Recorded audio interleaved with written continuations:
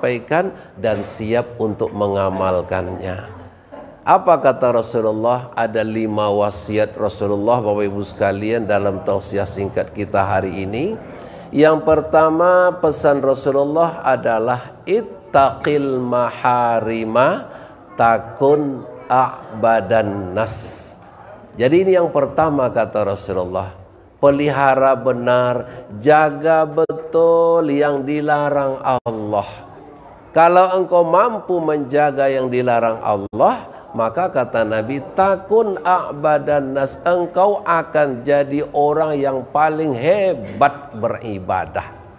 Jadi kita ini Bapak Ibu sekalian akan dipandang orang yang paling hebat beribadah kalau kita mampu menyelamatkan diri kita dari hal-hal yang diharamkan Allah. Kalau bulan puasa sekarang ini bukan saja yang diharamkan Allah, yang dihalalkan Allah pun pada kita bisa menyelamatkan diri Bapak Ibu sekalian. Apalagi nanti Bapak Ibu sekalian yang diharamkan Allah jelaslah. Baik dari segi perkataan, dari segi perbuatan. Itu sebabnya kita yang sedang berpuasa saat ini, jamaah dimuliakan Allah, kita berhati-hati mengucapkan apa yang pantas diucapkan. Berhati-hati mendengar apa yang pantas kita dengar. Karena kita khawatir jangan sampai nanti yang kita ucapkan itu akan bisa merusak daripada puasa yang kita lakukan. Jangan sampai yang kita dengar, yang kita masukkan ke dalam telinga kita akan bisa merusakkan puasa yang sedang kita kerjakan. Inilah nasihat Nabi yang pertama, supaya jadi orang yang paling tekun beribadah. Sikit aja syaratnya, jaga, pelihara dari hal-hal yang diharamkan Allah. Yang kedua kata Nabi, warda bima qasamallahu laka takun aghnan nas. Ini wasiat Nabi yang kedua. Apa kata Nabi? Ridholah dengan semua pembahagian dari Allah. Kalau Allah kasih kita rezeki banyak, alhamdulillah. Dikasihnya sedikit, alhamdulillah. Sebab ada orang Bapak Ibu sekalian, kalau banyak dikasih Allah alhamdulillah, kalau seketek enggak boleh. Rezeki kita tuh Bapak Ibu sama dengan maut kita.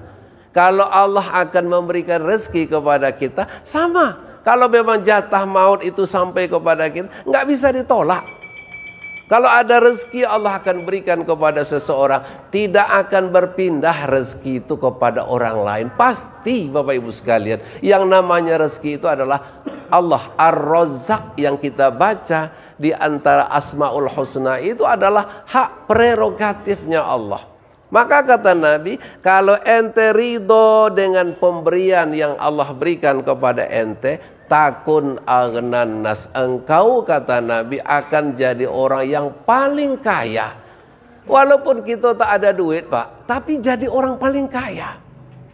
Yang ketiga, wa ahsin ila jarik takun mu'minan.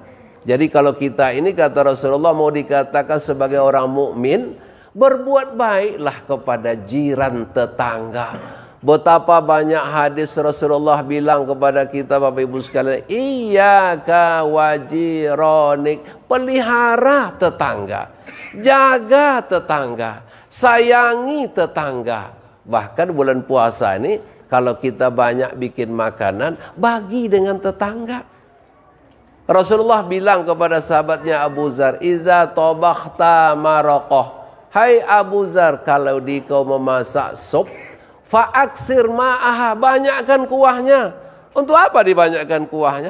Bapak Ibu, rupanya Rasulullah supaya engkau senang memberi walaupun tak banyak. Artinya memberi kepada jiran tetangga, dekat dengan tetangga, menunjukkan antum kata Rasulullah sebagai orang mukmin. Jadi mukminnya kita bukan hanya hubungan. Ada orang di masa Nabi dulu dilaporkan kepada Nabi, ya Rasul, ada teman saya sholatnya rajin, puasa sunatnya rajin, sodakohnya rajin, tapi dia suka nyakiti tetangga. Maka kata Nabi, itu tidak ada kebaikannya. Maka jamaah dimuliakan Allah, tanda orang itu jadi orang mukmin bagaimana dia baik kepada jiran tetangga. Yang nomor 4, wa ahibba linnas ma tuhibbu li nafsik, takun musliman. Yang nomor keempat nih, kalau engkau ingin diperlakukan baik kepada dirimu sendiri, perlakukan itu kepada orang lain. Maka engkau, kata Nabi, akan jadi orang muslim. Kalau kita, Bapak Ibu sekalian, tidak mau dihina orang, maka jangan menghina. Kalau tak mau dicaci orang, jangan mencaci.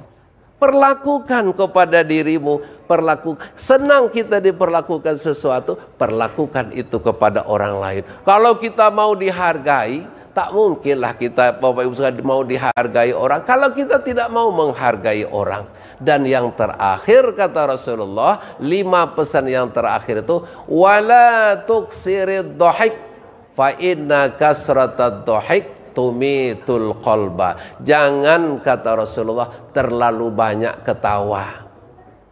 Senyum boleh, bukan pula berarti tidak boleh ketawa sama sekali. Tapi dalam Al-Quran dikatakan, Bapak Ibu sekalian, kita disuruh banyak senyum. Artinya jangan banyak ketawa. Sehingga Rasulullah pernah bilang di hadapan para sahabatnya, lau ta'lamuna ma a'lamu la dhahiktum qalilan wa la bakaitum katsiran. Sahabat, kata Nabi, kalau kalian tahu ya apa yang aku tahu, kata Rasulullah, kalian akan sedikit ketawa dan kalian akan banyak menangis.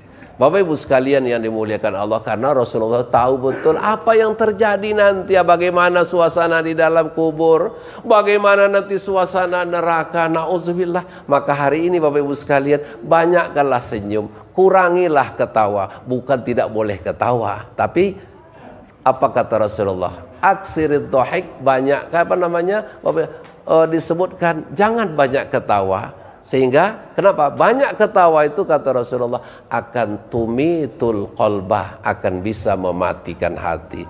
Fa'tabiru ya ulil absar, subhanakallahumma wa bihamdika